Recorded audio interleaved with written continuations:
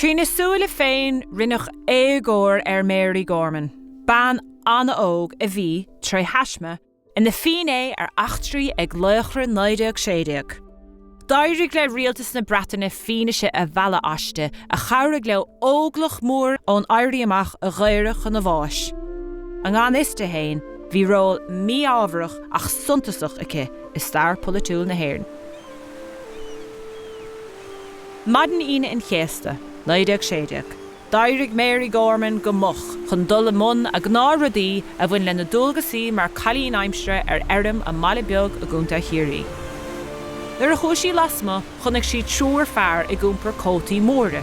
Chlúisidir Ard Fhearta a láthair ibre ferm alman sa chucíneach in Ard Fhearta, ach níor thug sí mór an áidirthe. Tháinig Roger Casement isteach ón fomhráin agus bhí sé tachtasteach i gúnta Ciarraí. Bhí sé siú leis le scata fearr eile agus an chóta mór ar ascail aige, agus is an son go bhacha Mary Gorman é. Ní raibh tuairim dá leideacha gur bíad na náisiúnathe éarnacha Ruairí Mac Easmainn, Robert Monteith agus Daniel Bailey a bhí ann. nó gur éidir tríis taistil ar bhád fohann agus go dána siad a dír a mád beag ar thráig na mhná mar chud de phlean chun gunnaí agus aramláin a thabhairt i dtír le haig éirí amach na cásca.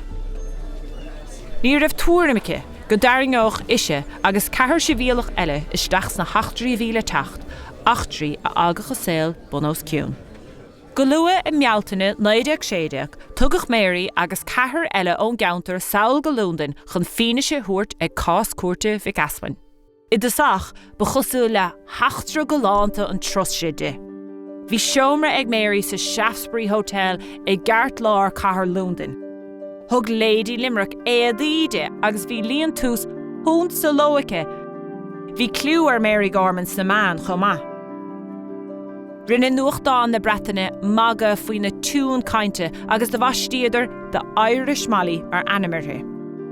Dréir túriscí sa Daily Sketch thug sí cuairt ar na Gardaíní a Ballás Buckingham, Manister Westminster, Piccadilly agus Carnóg Leicester. Dáilteach na pápéirí áitiúla I gcíoraí na túriscí seo. Is beag an tuiscint a bheith ige rim ré conas fé mar bheith chathair mór mar cosú le Londain, nó dul go dtí an cuairt comór mar tríal anna bhór a bhí ann le Roger Casement agus sais media frenzy a bheith ann cumá mar bhí daoine bheith chur ceist I siúd agus I chur fé aglah dus na pápéir, so cá go raibh sé mar is spéirs an ætar fadde. Seansach raibh I Mary Gorman ach mion charactéir in ráma anna bhór ach bhí a chud fianaise ríthachtaach. Bhí fear feicethe aici agus bhíidir a gúmpar cótaí móra. Bhí sé seo suntasach mar go bhfuarthas ticéad cinúnach trénach ó Berlin go Williamshaven sa fóca ag gceantas na cótaí móra.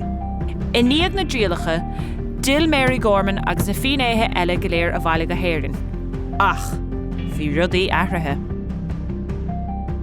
Bhí ceannarí éirí amach na cásca a bhí déartha chumbáis in na léachra náisiúnta.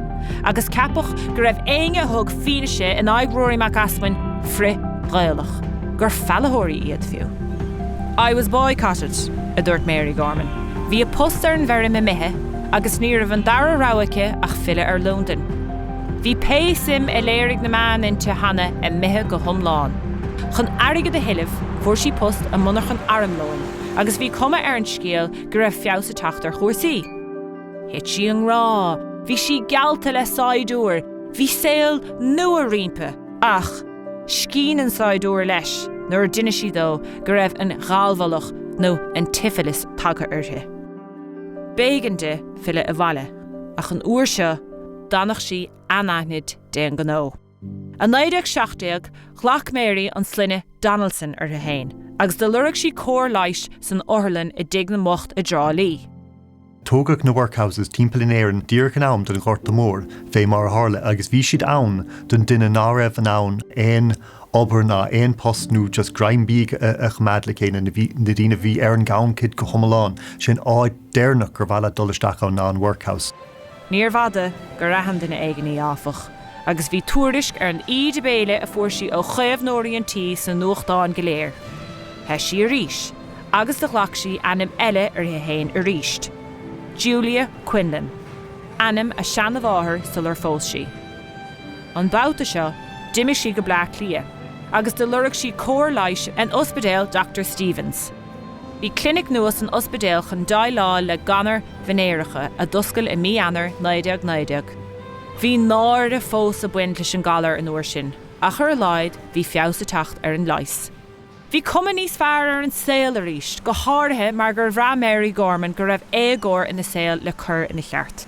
Ní raibh si ach 20 bliain d'aois, ach scríomh an chalín aimsir chuig na húdaráis I gosláán bhleac lia a lura cabhrach, a éileh an áíre. De bhuaigh si go gafadí siúd, na daoine a chur íoclaverthe fianaise a thuairt, a costasí leis a clúiteach, agus cabhrú le posta áil thar sáile. Bhí rainn tacaíochta ann an na muintir chomá. Scrí go huncail Timothy Gorman go rí hasna agus go rialtas na Breataine I rá go dúrach sesin aradá necht ina hic cónathe in nua áireach.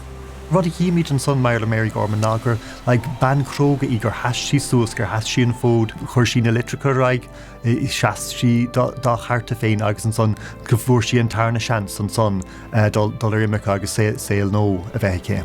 Ar an ceathrú lá déag de mí-eanar 19, dág Julia Quinlan a tír rúchas ar is slí go nua áireach ar bhord na linge an Baltic, chun saol nua a thosnú de hain.